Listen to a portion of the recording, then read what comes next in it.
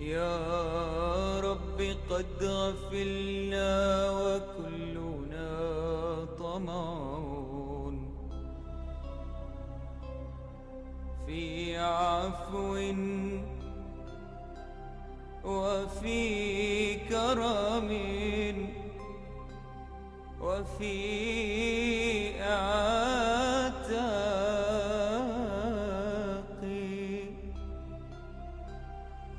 وجنة مع سيد البشر ندعو. أحبني فارزقه العافاق والكفاق، ومن أبغضني فأكسر ماله وولده.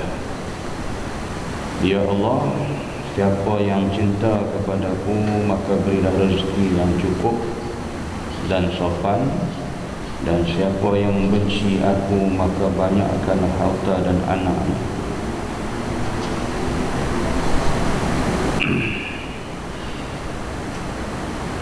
Abu Lais As-Samarqandi meriwayatkan dengan sanadnya lagi daripada Al-Hasan bin Ali radhiyallahu anhu berkata bahawa Rasulullah sallallahu alaihi wasallam bersabda juga, "Ar-raghbatu fid dunya tuksirul hamma wal hazan, wal zuhdu fid dunya yurihul qalb wal badana wa ma al-faqra akhsha 'alaykum walakinnani akhafu 'alaykum al-ghani an yusbata lakum al-dunya kama busitat liman kana qablakum fanatafasuha kama tanafasu fatuhlikakum kama ahlaktuhum."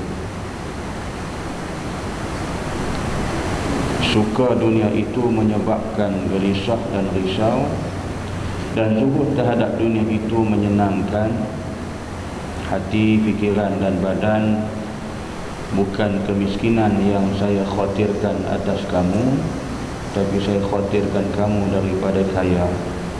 Jika terbuka luas bagi kamu dunia sebagaimana berbuka luas pada umat yang sebelum kamu, maka kamu berehat sebagaimana mereka berehat, maka membinasakan kamu sebagaimana membinasakan mereka. Jadi kita dah sampai penghujung daripada tajuk bab panjang angan-angan. Jadi Rasulullah bersabda dalam satu doanya, diminta kepada Allah, "Ya Allah, siapa yang cinta kepada aku maka berilah rezeki yang cukup dan sopan, dan siapa yang membencikan aku maka banyakkan harta dan anaknya."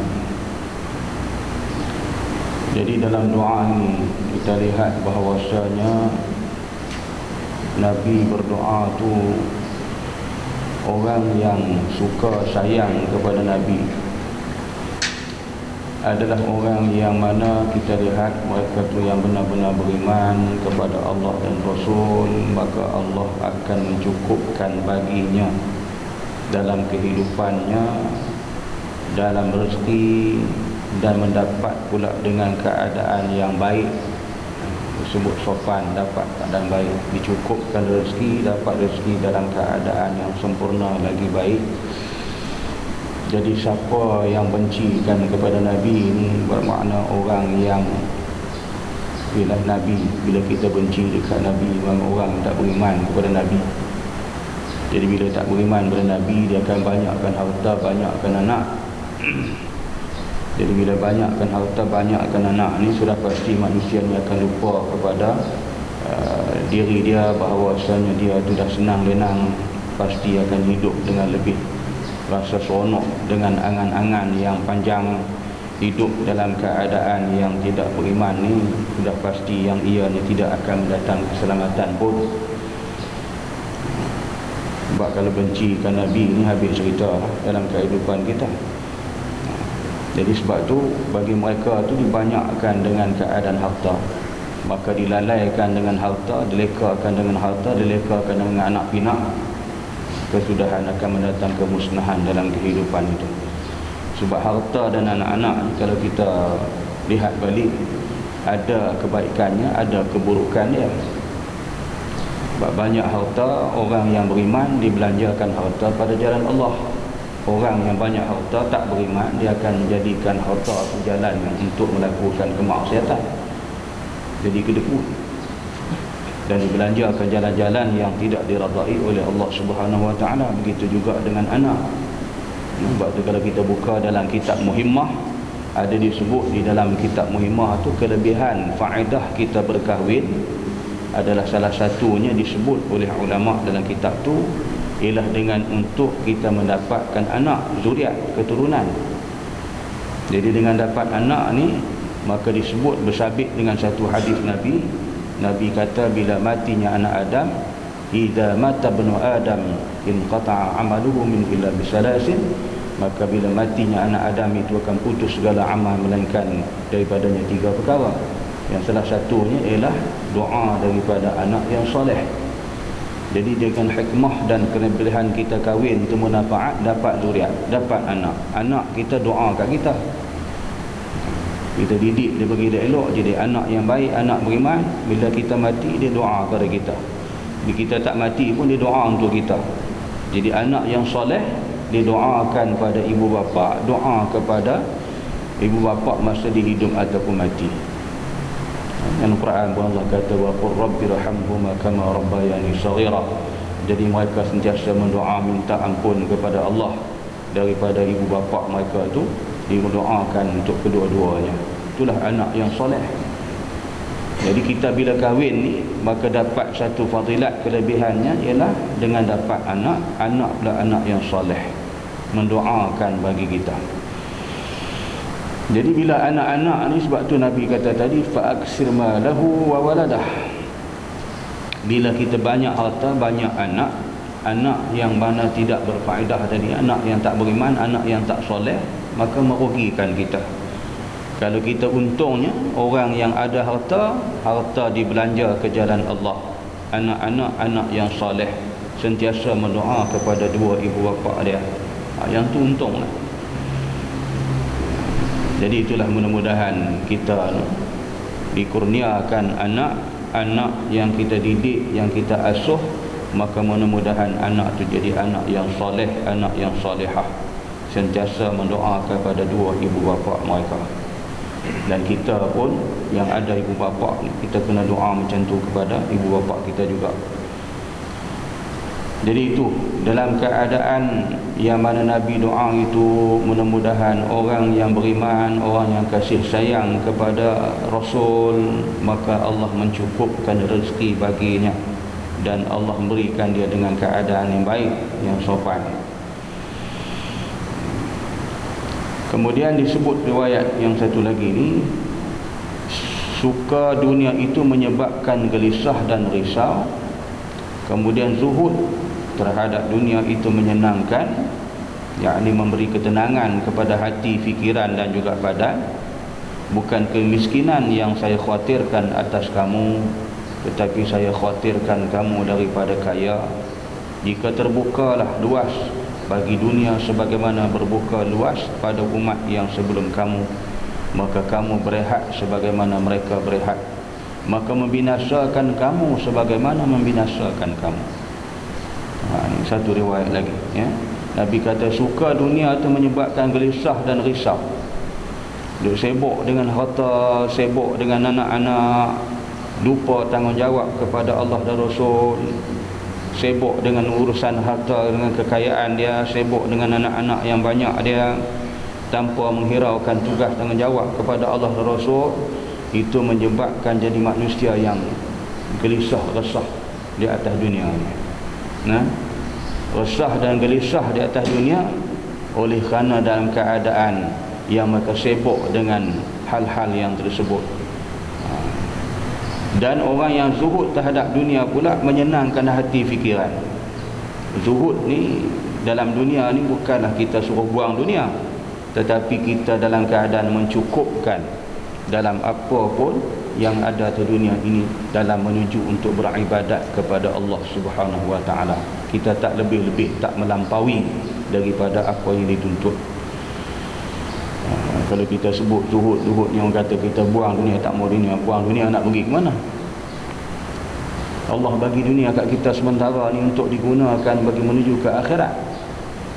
Jadi para ulama dan salafus salih, kita lihat mereka gunakan dunia ni sebagai tempat yang untuk menuju ke alam akhirat. Dalam hadis pun Nabi sebut ad-dunya mazra'atul akhirah.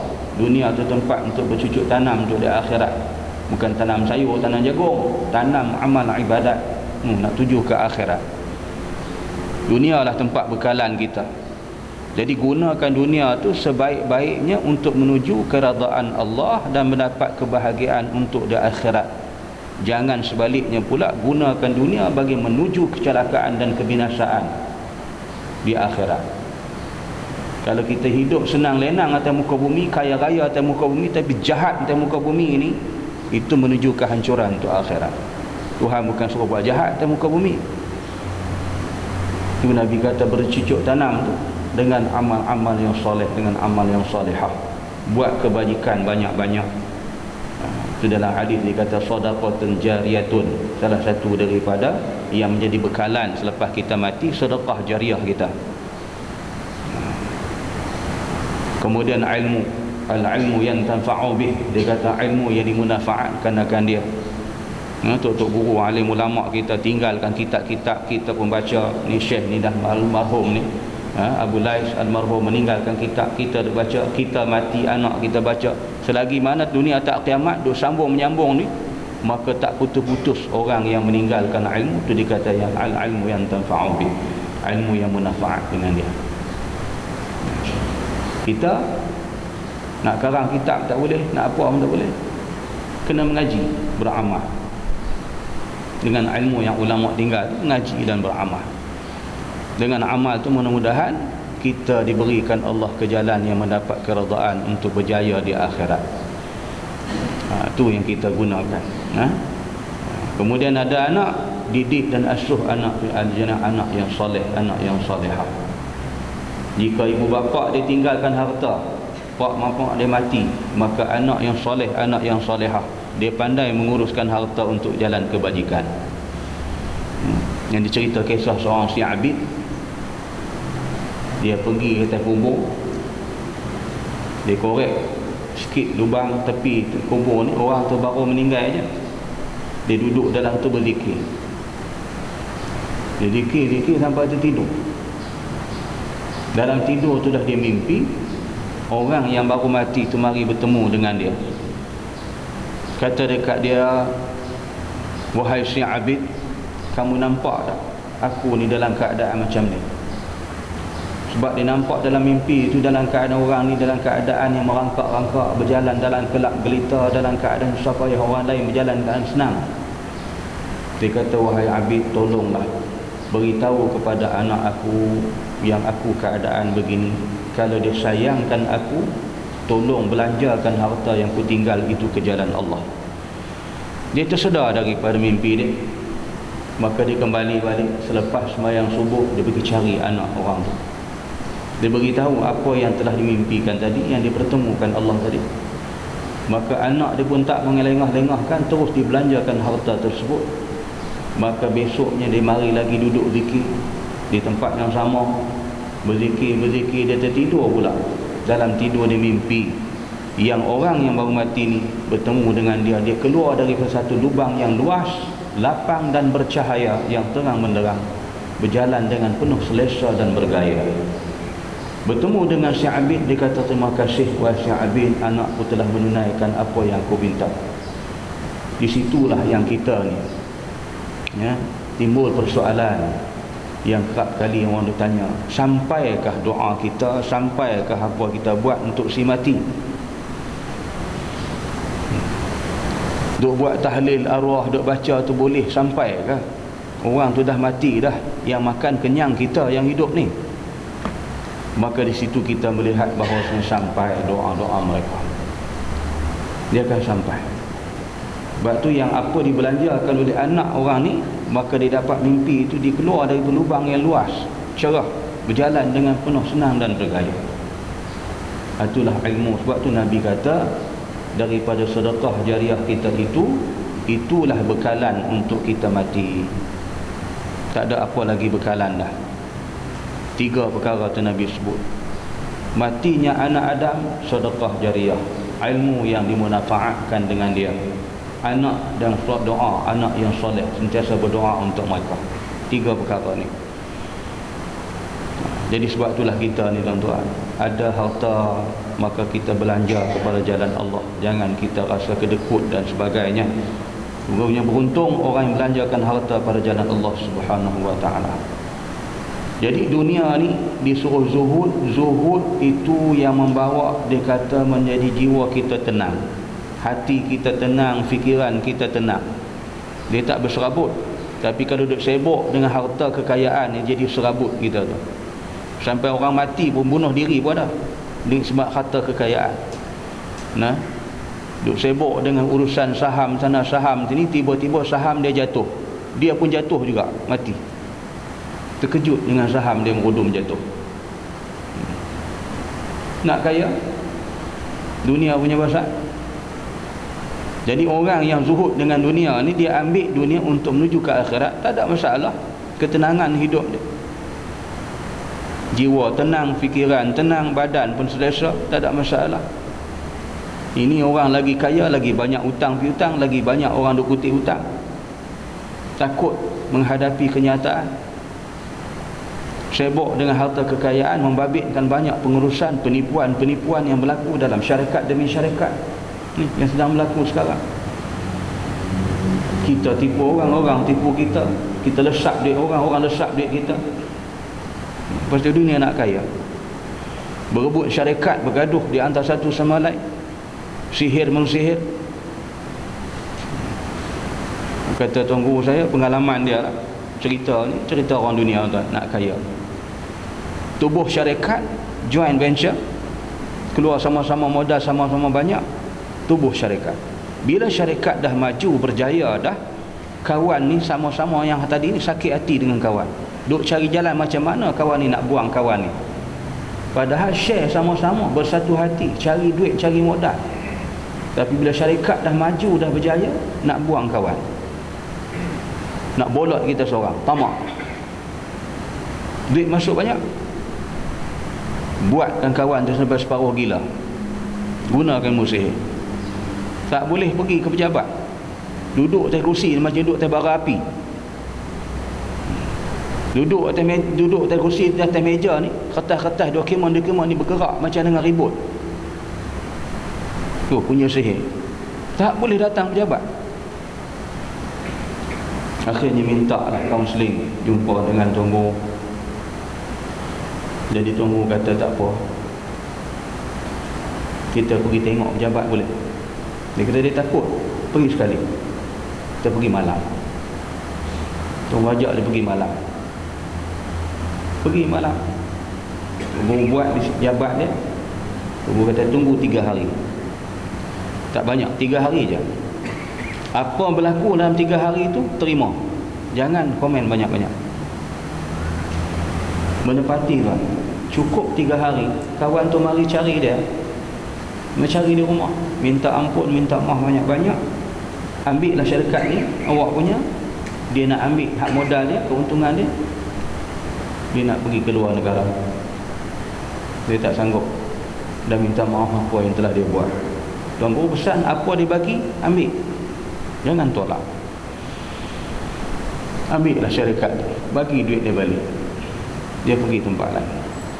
Itu cerita ahli dunia tu, sanggup bersatu hati, susah payah membangunkan company, syarikat, tapi bila maju nak jadi insan yang tamak, kawan sendiri pun nak telan, nak makan, nak untung kita seorang. Inilah cerita dunia. Tu hak yang kita tahu. Yang kita tak tahu, banyak lagi syarikat-syarikat, company-company yang lain berebut di dunia tuan. Bunuh pun sanggup bunuh, bukan dekat sihir. Inilah perkara yang kita lihat. Bila kita zuhud atas dunia ni, mencukupkan dengan apa yang kita buat, dengan apa yang Tuhan bagi, kita gunakan untuk menuju keredaan Allah, mencapai kejayaan di akhirat, menjadi ketenangan pada fikiran, badan kita pun sihat elok. Bukan kemiskinan yang saya khawatirkan atas kamu, tetapi saya khawatirkan kamu daripada kaya. Jika terbukalah luas bagi kamu dunia sebagaimana berbuka luas pada umat yang sebelum kamu, maka kamu berebut sebagaimana mereka berebut, maka membinasakan kamu sebagaimana membinasakan mereka. Ni dunia ni berebut macam seekor anjing dengan anjing yang lain berebut seketul tulang, berebut seketul tulang. Maka ketika tersanggup digigit kawan tu, sanggup dia bergaduh dengan kawan tu nak dapatkan kekayaan dunia. Gitulah keadaan kita pun manusia. Fitnah memfitnah, segala macam berlaku nak mendapatkan dunia punya hal. Sebarkan fitnah, buat perkara-perkara yang bukan-bukan bagi nak menjahanamkan satu pihak dengan satu pihak yang lain, berebut. Maka itulah yang membinasakan kamu sebagaimana membinasakan mereka, orang-orang yang terdahulu. Oleh itu kita ambil pengajaran, jangan buat saja kerja macam tu, bukan satu kesenangan tetapi membahaya dan merosakkan kita dan membinasakan kita, menghancurkan hidup kita terus. Jadi zuhud itu satu jalan yang paling baik dalam kehidupan di atas dunia bagi mendapat keredaan di akhirat. Kemudian akhir sekali Nabi SAW bersabda, salahu awwali hadhihi al-ummah bizuhdi wal yaqin wal halaku akhiri hadhihi al-ummah bil bukhli wal amal. Kebaikan umat ini pada mulanya dengan zuhud dan yakin, dan kebinasaan umat itu kelak, umat ini kelak dengan bakhil dan panjang angan-angan. Inilah ya, kita nak selamat, nak hidup kita dunia akhirat, nak mendapat kebahagiaan, dia kata dalam sa'adatud darain, kebahagiaan dua negara, dunia dan akhirat. Maka apa yang ditekankan dalam hadis, dalam kitab-kitabnya banyak dikumpulkan. Nabi suruh kita melebihkan akhirat daripada dunia. Gunalah dunia ni bagi mencapai kemenangan, kejayaan yang hakiki di akhirat, iaitu dengan jalan zuhud dan yakin, penuh ketakwaan kepada Allah, dan kita buat amal ibadat kita sebagaimana yang diperintah. Carilah harta sekadar mana yang dituntut dalam untuk beribadat, dalam untuk berkebajikan, dalam untuk kehidupan sementara waktu. Jangan kita menjadi manusia yang kedekut dan juga manusia yang panjang angan-angan. Itulah jalan membinasakan kita.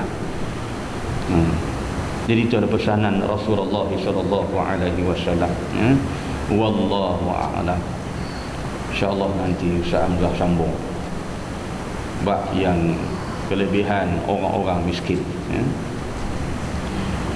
Subhanakallahumma wa bihamdik, asyhadu an la ilaha illa anta, astaghfiruka wa atubu ilaik. Bismillahirrahmanirrahim. Wal 'asri innal insana lafi khusr illa alladhina amanu wa 'amilus shalihat wa tawasaw bil haqqi wa tawasaw bis sabr. Sadaqallahul 'azim. Assalamu alaikum warahmatullahi wabarakatuh.